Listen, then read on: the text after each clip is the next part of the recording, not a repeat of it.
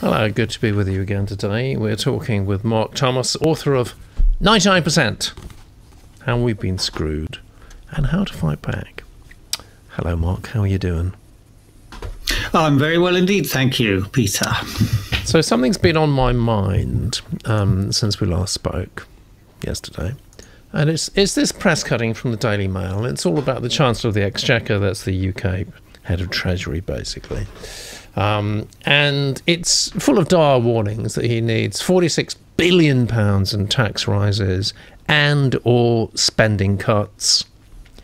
I mean, the words they're using are just extraordinary, really. They're apocryphal.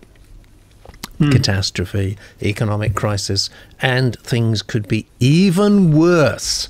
So this all stems from this idea that we've spoken about once or twice before, but I'd like you to expand a little bit, please, about why governments are basically different to individuals or households, and why the rules that apply to us when we borrow money on a credit card or whatever are not the same for governments. How are governments different, Mark? Well, they're completely different. They're different in so many ways. We'll go through four of the principal ways in a minute. Okay. That it's a very, very misleading analogy. And unfortunately, as you've pointed out, we keep hearing that analogy. We keep hearing people talking about the government having maxed out on its credit card and how is it going to pay it back and all of these sorts of questions, which would make good sense if the government were like a household. Right. But of course, they're very, very misleading if a government is nothing like a household.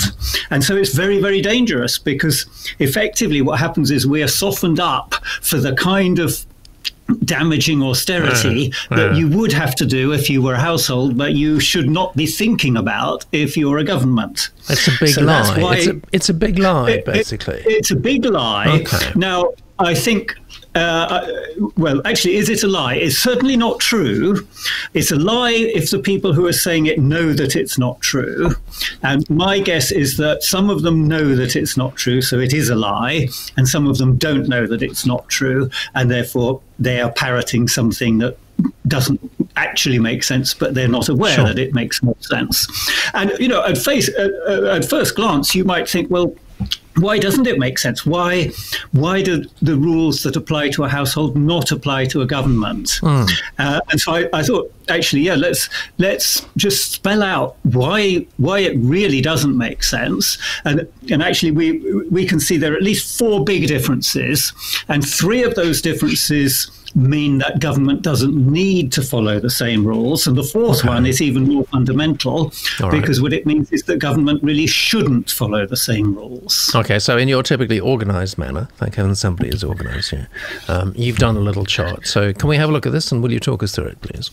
Yes, absolutely. So this has four of those key differences. So on the left, you can see things that apply to a typical household, and on the right you can see things that apply to the UK government, and they're very different. So a typical household does not have a license to print money. No. We don't. It's actually a serious crime if you have a printing press in your basement and you forge £10 notes, and therefore if you want ultimately if you want to be able to spend a lot of money, you have somehow or other to earn a lot of money. For the government, it's completely different. It can create money when it needs to, and it does. We've seen the Bank of England has a easily accessible page explaining quantitative easing, and we've got an article on our website which is called Twaddle and Illiteracy, which goes through these 4 points. It will link to anyone who's curious to that Bank of England webpage, and you can see that as of yesterday anyway, the Bank of England had created 895 billion since 2009, since the global financial crisis. So and by the end of the year, it's probably going to be very close to $1 trillion. So now, if I think about my own household, I don't have that license to print money. But if I did conveniently have the ability to create £1 trillion, even over a 10-year period, that would have affected my spending patterns quite dramatically. And it would have affected very much how worried I was about any debt that I was incurring. Because if I knew I could always just create another trillion when I needed them, I would be much more relaxed. So that's the first reason why it just doesn't make sense to use the same kind of analogy. Secondly, of course, with people, they don't earn forever. No. You might earn perhaps between the age of about 20 and the age of about 70. And of course, some people earn for longer periods than that. But typically, people can earn for around 50 years. They can't earn for 500 years. Sure. But the UK government has been earning for 500 years, and it could earn for another 500 years if we don't completely destroy everything. It basically earns forever. Not only does it earn forever, but actually its salary, if you want to think of it that way, rises forever. So it's got an ever rising income.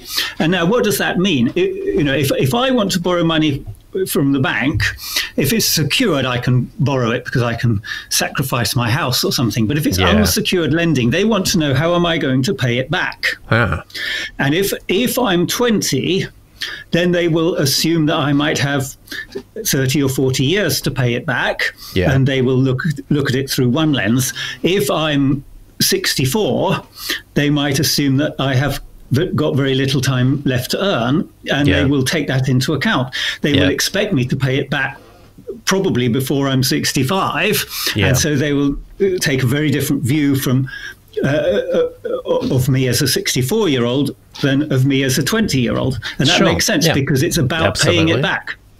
But if they knew I was going to earn forever, then I wouldn't have to pay it back. I could just roll it over. That's what typically happens with government debt. No government has ever paid back the national debt, and we'll see why when we get to the fourth point. What they do is they roll it over. So a bit like people who have a short-term low start mortgage. You can get a mortgage which is very low rates for a couple of years. Then actually what happens is when the rates are about to go up, they take out another mortgage. And that's effectively what the government does with its debt. Yes, it pays back. It pays back the bonds, but it immediately issues more bonds. So it's rolling over the debt forever and forever.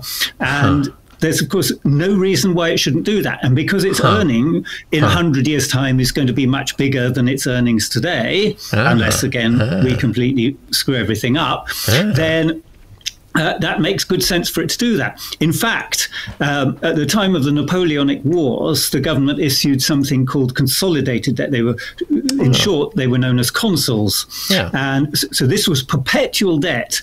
You would get a bond, and it was never meant to be redeemed. You would forever get 2.5% or whatever it was. And that was the deal. It was just an income stream forever. That was government debt, which was perpetual. And the last of those consols was redeemed in 2015. So we don't actually any longer explicitly have perpetual debt, but we've had it for most of recent history, and we could easily have it again. So the idea that government should be thinking about how it's going to pay back its debt just doesn't make sense. It's ludicrous, actually. In that way, it's actually ludicrous. I understand for the first time. I've actually understood, Mark. That wasn't too difficult to understand. Why can't people like that hyper-intelligent Rishi Sunak and his mates in the Treasury understand it? Well, I suspect they can understand it because, of course, he is an ex-banker, and a bond, whether it's a perpetual bond or a bond of finite maturity, is exactly the kind of things that investment bankers do understand really pretty well. So I'm pretty sure they do understand it. If they don't understand it, they shouldn't be in the job. But if they do understand it, they should be more careful with their language. Okay. So you mentioned there are 4 points. So what's the fourth one? Yes. Well, we haven't done the third one yet. Sorry. I'm getting ahead of myself. I'm getting excited. Before we get to the fourth one. So the third point You'll have to show me. There we are, yes. Well, a normal household doesn't control its earnings, and therefore it has to worry very much more about its expenditure. Sure. Now, you can see that. If you look in this country, we've talked about this before, most people are actually earning less. The average, the median earner is earning less in real terms today than they were in 2007. So if they could control their earnings, of course they would have turned the dial up so that they were earning more, which is what the government has done. But they haven't been able to control their earnings, and therefore, in order not to go bankrupt, because they haven't got the printing press, they have to control their expenditure. Whereas with government, within limits, it can control its earnings. So not only does it have a printing press for emergencies, it's also got the ability to control what it takes in the way of tax. Yeah, I can see that, yeah. And that makes it very, very different. So those three, the first three that we've looked at, all explain why, if you're the government, you don't have to worry about this kind of debt. And we also talked before about the fact that it's not unusual in historic terms to have debt at the level that we have today. Yeah. So. Yeah. But today we're not focusing so much on the data, we're focusing on the qualitative differences. So those first three reasons, they all mean that the government doesn't need to worry. The fourth reason is different because it's actually saying it would be actively very damaging for the government to behave as if it were a household. So a typical household does not have responsibility for the entire economic system. So if I decide I'm going to budget a bit next month and I'm not going to spend so much, that's a decision which we all accept. That's my decision. And, it might be that it will be actually that local shops or local businesses or indeed Amazon might not get as much revenue next month because I'm budgeting, but it's not my responsibility to keep Amazon afloat or even to keep the local shops and businesses afloat. But if I were the government, then it is my responsibility what impact my actions have on the economy. Now, this is a bit which is a tiny bit harder to follow than the first three.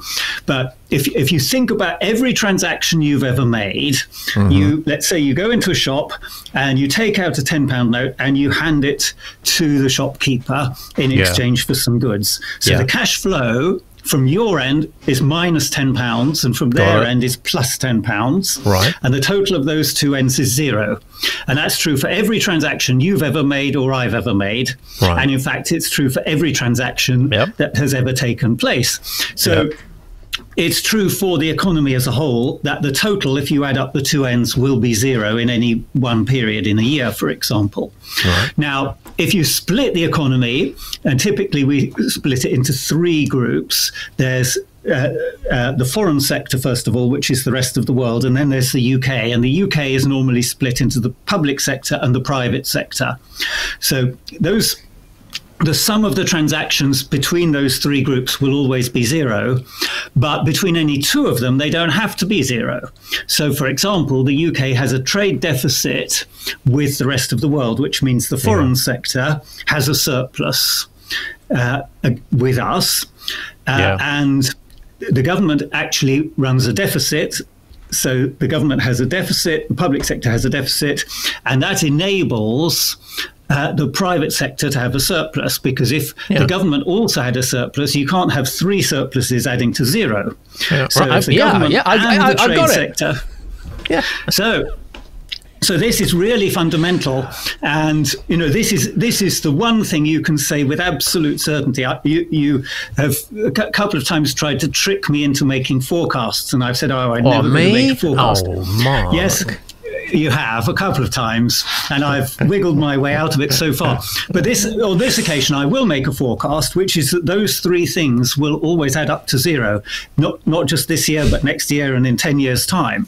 So if the government decides, well, we're going to pay back this debt, to pay it back, they're going to need to run a surplus. So that means the foreign sector has a surplus with us. The public sector would have a surplus. and the total has to be zero. That means the private sector would be condemned to run a deficit until the national debt is paid back.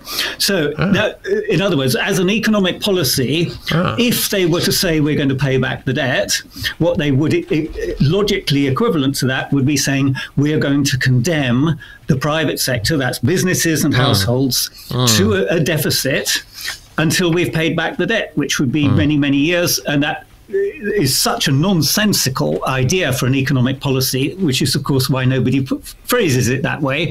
But that's the reality of what it would mean if the government said we have to pay back this debt. Yes. Okay. That's so clear. Even I understood that. That was absolutely brilliant, Mark, actually. Another day with revelations galore. If you want chapter and verse, get hold of Mark's book, 99%. That's the link on the screen. It'll take you straight through to the Amazon buy page. And if you've got any questions for Mark, do leave them in the comment section below. We'll address them in a few days' time. See you tomorrow.